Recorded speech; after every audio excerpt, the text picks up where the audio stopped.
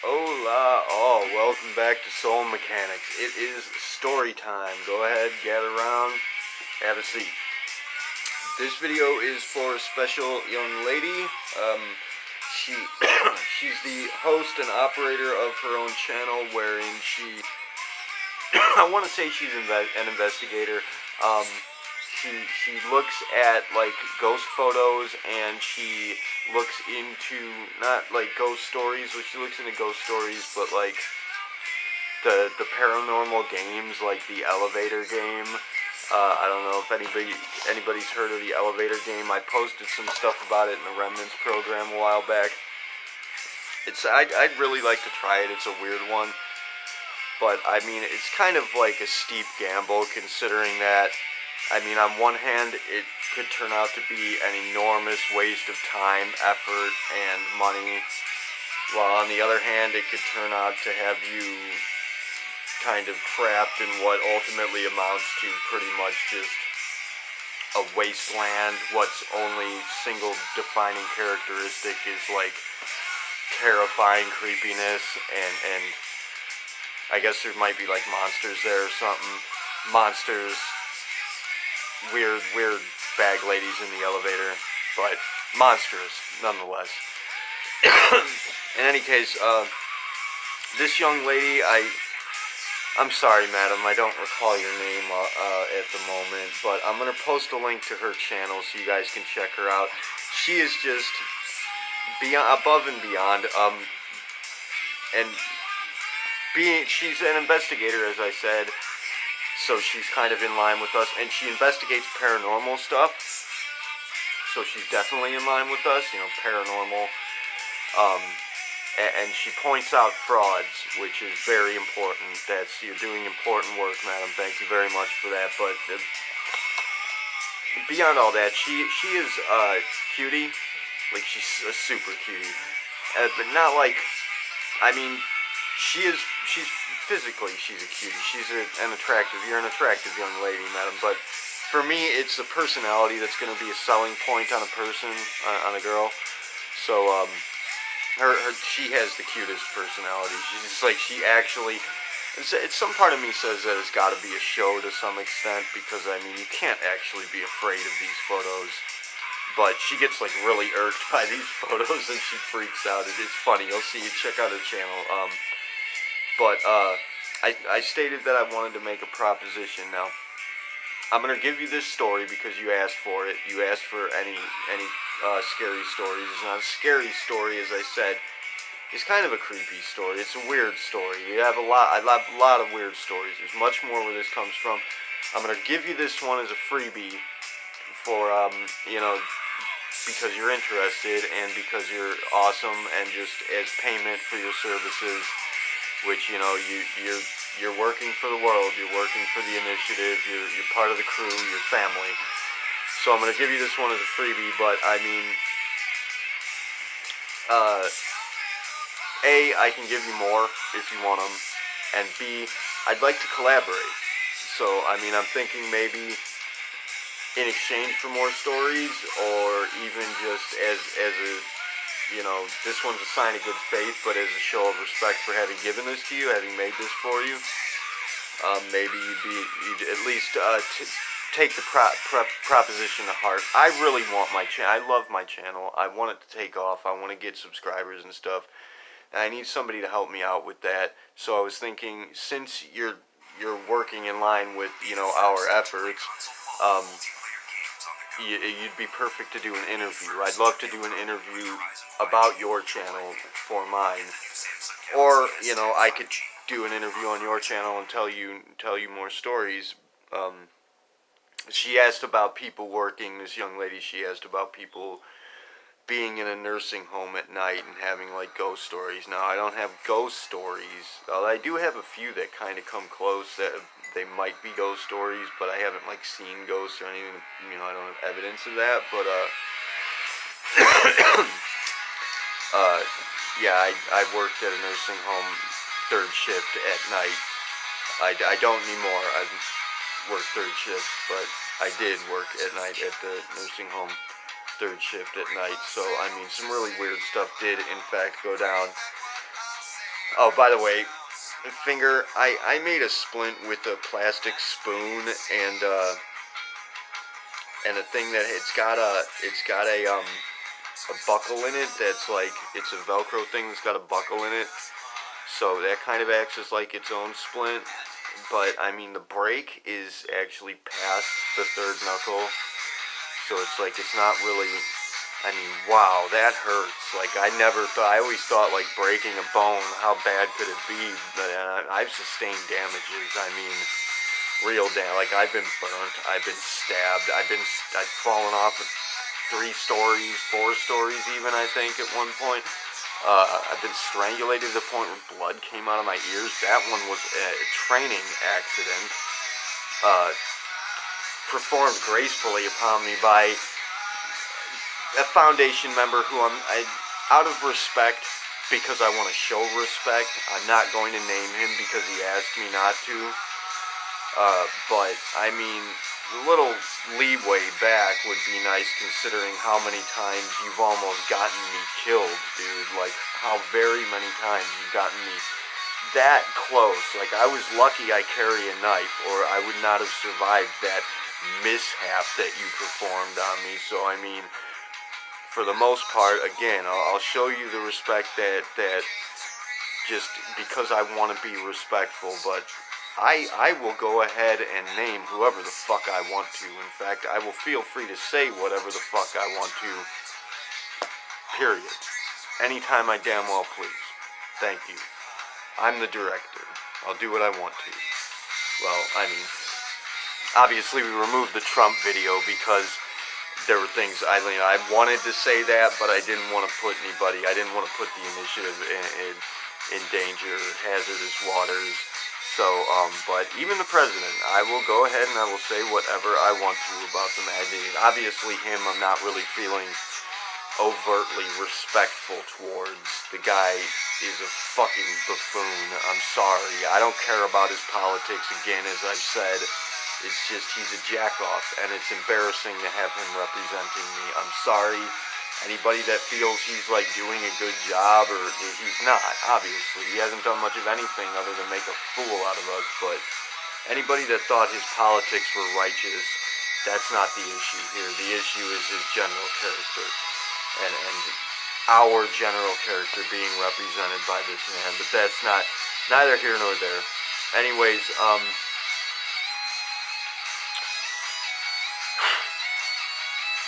what was I going to say? Oh, yeah. I wanted to mention, I wanted to say, because, I mean, obviously I'm making this video, and it cost me time, madam, so, I mean, this is, like, it's time that I could be using elsewhere, and I do have a lot to do. I'm very, very short on time all the time, and it's, like, the time is a resource material for me. It's not just, like, the time that can be spent that's, you know, the passing time. It's a matter of resources too, and the fact that I have resources that I utilize on a daily basis that, you know, I run out of often, and I'm like struggling to keep up with that because I'm addicted to them. I mean, on one hand, I'm addicted to them because I wouldn't enjoy the time that I'm spending as much. Like, for example, the Metrodina Specios, I use that to get up and get a boost in the morning, get going, and to kick my day off right. And without that, I wouldn't really enjoy the time I spend as much. I certainly wouldn't be able to keep up with half of the responsibilities that I have on a daily basis, not to mention, you know, the responsibilities I need to work toward, and then also, you know, extracurriculars like this game. This game I've been posting things about on Facebook. It's called Life After.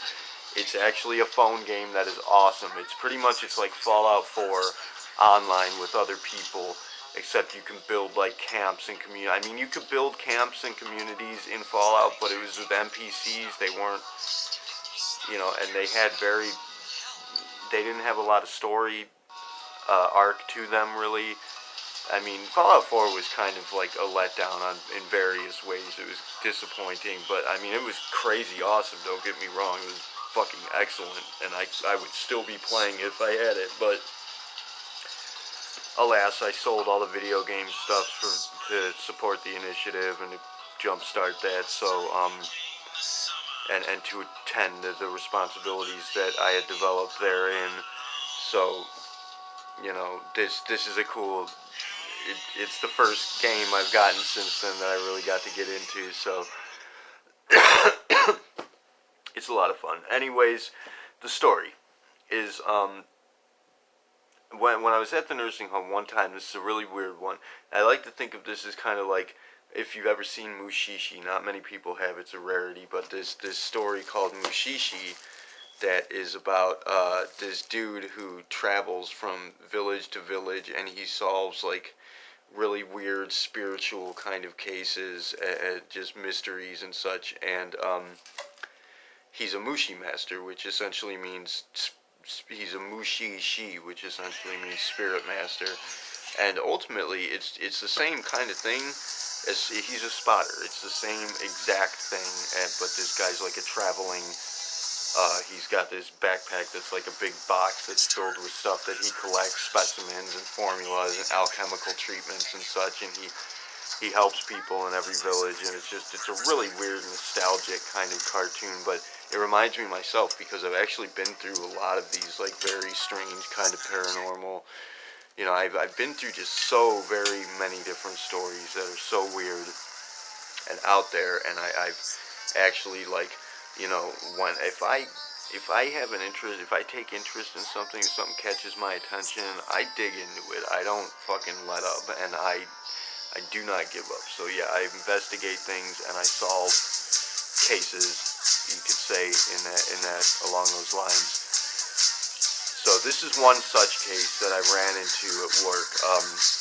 Now, when I was younger and I was experimenting with drugs, I was experimenting with chemicals, not like recreational drugs. I was experimenting with various combinations of compound chemicals in order to I was trying to create a drug that would essentially cause temporary amnesia, like continuous memory recall slip, so that I could better understand dementia, because my grandmother was suffering through it. Eventually I succeeded in this, but one of the side effects that happened was when you were on this drug, from what little you were able to recall, because your immediate memory was continuously just disappearing, and you just totally just out of nowhere you'd forget what you're doing, where you are, why you're there, who you are. You'd forget everything.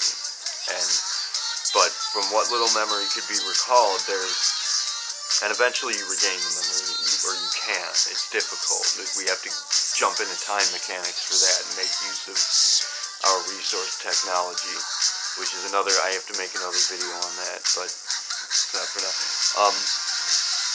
There's something you would see, something that I think I don't know what it is, and I thought of it as being like a mushi substance, like a spirit substance that is like, it looks like static electricity gathered into like blobs of gelatin that kind of jiggles, and it collects in the corner of rooms. And this stuff I think is there. I thought it was there. I still think it's there. But at the time I didn't know for sure. It could have been a hallucination, but I thought it was there. And now, obviously, where I'm at now, I've stated so many times, I don't believe that anything is a hallucination. If you experience something, there's a reality to it. But this stuff would essentially, it would gather in like the corners of rooms and the ceiling, and it would just gather all over the place, these like chunks of this gelatin that's jiggling, and it's static. It looks like static electricity. Now, cut years and years and years later, I'm working at the nursing home, and I started using like OTC speed to like keep up, and it was long shifts, and it was night, and I didn't get a lot of sleep. So I was using stuff to keep me up, and I was essentially sleep deprived and on this OTC drug that was keeping me going. And I started witnessing this stuff again, but instead of like vanishing and being like translucent and vanishing, it started getting more and more prevalent, more present in the environment, until it was actually there. Like, it was a substance that I could actually grab it and pick it up. And I was talking to people about this all over the place, and I'm like, you know, I'm telling my roommate, because he worked next door, and I was telling my supervising nurse and shit, I'm like, have you seen this stuff? Because more and more I would see it all over the place, like more and more and more of it every passing night. And it was like yellowish, it was like an orangish yellow kind of, just really weird, like foamy looking kind of substance that actually started appearing, and there would be more and more of it, and I was like following trails of it around to see where it was coming from. And eventually I found that that a lot of it would gather up like underneath the staircase in the basement. Now, eventually I gathered up a bunch of it and I showed it to somebody because nobody else saw it. They were like, I don't know what you're talking about, when I asked them about it, until I finally showed it to them and they saw it. They saw it when I showed it to them, but it's like for some reason their brain was ignoring it elsewhere. Like they were not seeing this stuff, but I was, until I showed it directly to them, and then they're like, oh, well, I don't know what that is. And it was gathering up in these huge clumps in the basement, so I thought like it might be coming from there, so I investigated the basement, but I found nothing. Meanwhile, there's this woman who I took care of, a resident who I really liked a lot. She was a really cool, like, hippie chick. It seemed like a hippie, and older, obviously she's older now. And she was wheelchair bound. And she was always covered in urine, and she smelled like urine, and she was very repellent. Nobody else wanted to take care of her, so I got put on it now. She would always tell me, like, well, they usually just kind of leave me be and just leave me alone. And I'm like, yeah, well, that's not really their fucking job, is it? They're supposed to be cleaning you up and taking care of you. So I would do that, but it's like, I realized at some point, it's almost like she doesn't want me to clean her up. She doesn't want me to take care of her. And then I got around to thinking, is she like urinating herself to keep people away from her? Like maybe she's trying to repel people, and she didn't want me to be taking care of her. She didn't want me to be coming into her room and taking care of her. She was hoping I would just leave her alone like everybody else. That's when I noticed that this stuff that was gathering everywhere in the entire building at this point was not gathering in her room. That's what tipped me off. So I looked around and I noticed some things, sigils and such, markers, a few books and stuff in her room that was indicative of casters, of witchcraft.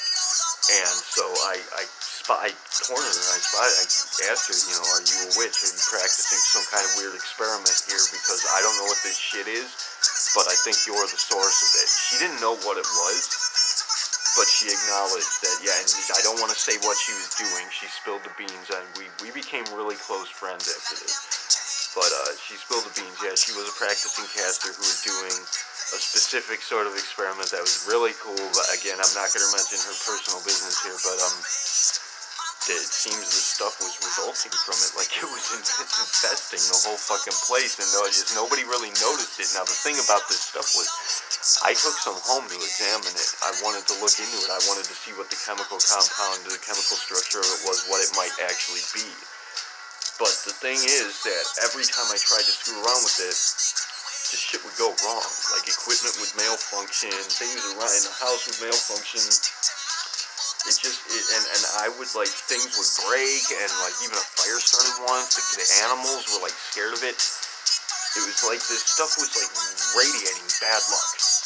And that's what I noticed at work. Bad luck would happen, and also time loss. Time would I would go into a room and I would perform tasks where a lot of this stuff was accumulating, and I would come out, my supervising nurse would be like, what were you doing in there? And I'd be like, well, I gave the dude a shave and redressed him. And she'd be like, it just took you like an hour to do that. And I'd be like, are you, what? Like, no, that's not possible. But apparently there was like time dilation occurring too, and there was really just weird, like, bad luck happenstance shit going on. Like, this stuff was radiating crappiness.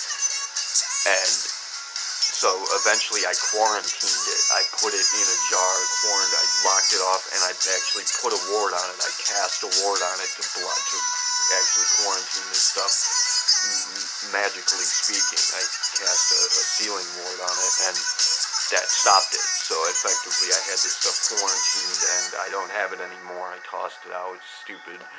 But I moved, I moved from one apartment to the other, and I really had to just I had started building. Like trash would accumulate around this thing too.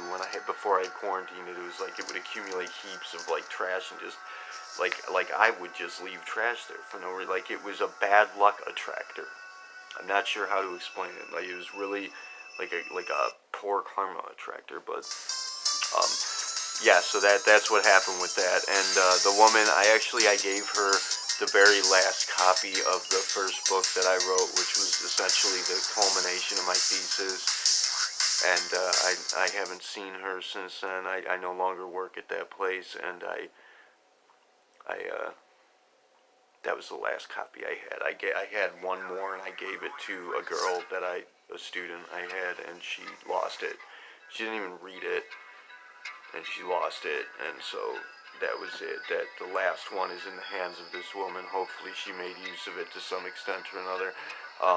My thesis is on time itself and has the importance of time dilation, the precedence of time dilation, and all of the things that I've come to know now. It even has a formula that I'm struggling to recreate that kind of explains everything and puts it all together. So hopefully the woman maybe advanced her own studies and research and got a handle on that pesky problem. But yeah, that's one of the weird stories. There are even weirder ones. That one's not like too far out there, but it's cool.